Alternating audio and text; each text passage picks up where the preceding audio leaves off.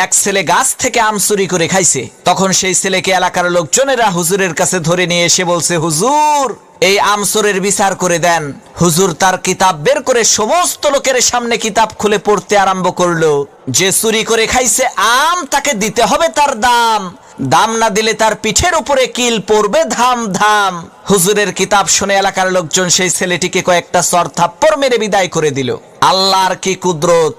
কয়েকদিন পর সেই হুজুরের নিজের ছেলে ডাব চুরি করে খাইছে। তখন এলাকার লোকজন হুজুরের কাছে এসে বলছে, হুজুর মানুষের ছেলে আম চুরি করে খাইছে দেখে বিচার করলেন, এখন আপনার ছেলে তো ডাব চুরি করে খাইছে, বিচার করেন তো দেখি।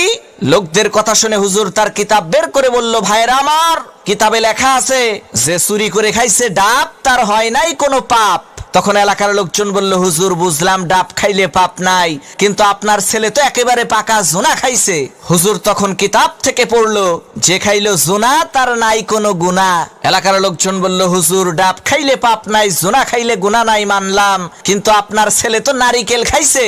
তখন হুজুর তার কিতাব থেকে পড়লো, যে নারিকেল খাইছে চুরি কইরা, তোমরা সবাই মুড়ি দাও তার হাত ধইরা, কারণ সে চুরি করে খাইছে নারিকেল, এর মানে একেবারে পরিষ্কার তার দেল। তখন এলাকার লোকজন বলল, সর্বনাশ, হুজুর আপনার ছেলের বিচার করার কোনো দরকার নাই, আপনি আমাদের ছেলেরই বিচার কইরেন তাই হবে।